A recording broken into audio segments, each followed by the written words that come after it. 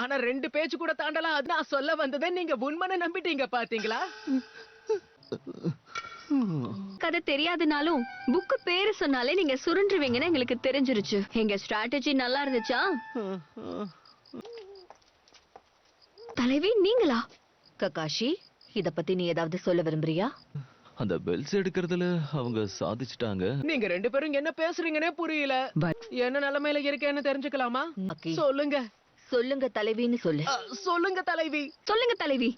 இனிமே டீம் ககாஷியா தான் செயல்படணும். டீம் ககாஷியா? கேட்கவே பிரமாதமா இருக்கே.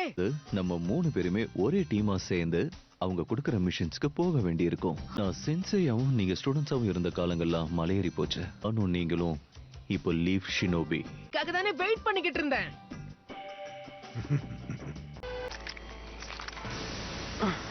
ஆசூரி சொன்ன மாதிரியே ஆயிடுச்சு. அதான் கடுப்பா இருக்கு. நீ எதிரியோடைய உடம்புல ஜின்சுருக்கி இருக்கு. ஆனா மிச்சம் இருக்கிறது என்னோட ஸ்பெஷாலிட்டி ஆச்சே. மொத்தத்தையும் அழிச்சிட வேண்டியதுதான். காரா இந்த ஊர் மக்களுக்கு எந்த ஆபத்தும் வரவிட மாட்டான். அது நடக்காது. இங்க இருக்கிற மத்தவங்களை பொறுத்த வரைக்கும் நீ ஆபத்தை கொண்டு வர ஆயுதம்.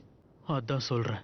எங்களை விட்டுட்டு சேனையில போய் சேர்றதுனால உனக்கு எந்த ஒரு நல்லதும் நடக்காது. உன்னை குறைச்சு மதிப்பிடுற ஜோனின் தான் அங்க இருக்காங்க. ஊர் மக்கள் உன்னை பார்த்தாலே பயந்து நடுங்கிக்கிட்டு இருக்காங்க. எதுவும் செய்யலன்னாலும் அவங்க என்ன அப்படி பார்க்கும்போது என் மனச அது இன்னும் அதிகமா தான் காயப்படுத்துது. வரைக்கும் நான் என்ன இழந்துன்னு கடினமா உழைப்பேன். நருட்டோ உசுமாக்கிய பார்த்து பழகி நான் கத்துக்கிட்ட விஷயம் இதுதான். என் கூட இருக்கிறவங்களுக்கெல்லாம் என்னால வலியும் வேதனையும் மட்டும்தான் கொடுக்க முடிஞ்சது. ஆனா என்னோட அந்த எண்ணத்தை மாத்துறதுக்கு நருட்டோ தான் எனக்கு வழி காட்டினான். இப்பதான் எனக்கு எல்லாம் கொஞ்சம் கொஞ்சமா புரியுது. இந்த இன்பம் துன்பம் வேதனை எல்லாம் வாழ்க்கையில ஒரு பங்கு தான். கூட இருக்கிறவங்க கூட அதை பகிர்ந்துக்க முடியும்னு நான் புரிஞ்சுக்கிட்டேன். உசுமாக்கினாலதான் இத்தனை நாள் மூடி இருந்த என் கண்கள் திறந்துருச்சு. நான் அனுபவிச்ச அதே வேதனையை தான் அவனும் அனுபவிச்சிருக்கான். என் வாழ்க்கை முறைய மாத்துறதால நம்ம பாதையும் மாறும்னு கத்து கொடுத்தான். ஒரு நாள் என்னுடைய முக்கியத்துவத்தை நான் மத்தவங்களுக்கு புரிய வைப்பேன். என்ன காசுக்காகவா மக்கள் ஏத்துக்கிற காலம் வந்துருச்சு.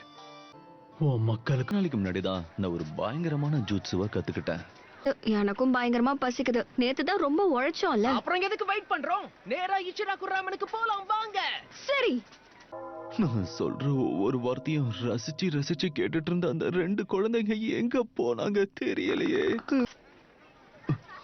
இனி அவனை உன் பொறுப்பு. காட்சுக்கி அவங்க வேலையை ஆரம்பிச்சதுனால நாம கொஞ்சம் கவனமா இருக்கணும். ஜலவுக்கு அவங்கள பத்தின தகவலை சேகரிக்கிறேன். அப்புறம் பார்க்கலாம். வாங்க. மன்னிச்சிருங்க பசங்களா, நம்மளோட இந்த புது டீமை பத்தி ஒரு ரிப்போர்ட் எழுதி ஃபைலிங்க அனுப்ப வேண்டியிருக்கு. வர முடியாது. கதை சொல்லிட்டு போறாரு. இந்த பில்டப் எல்லாம் அந்த புக்க படிக்கிறதுக்காக தான். பயங்கரமா பசிக்குது. சரி நாம 2 பேரும் போய் சாப்பிடுவோமா? ஓகே. கூட்டத்தை கூட்டுங்க. எல்லாரும் இங்கிருந்து தப்பிச்சு போயிடுங்க.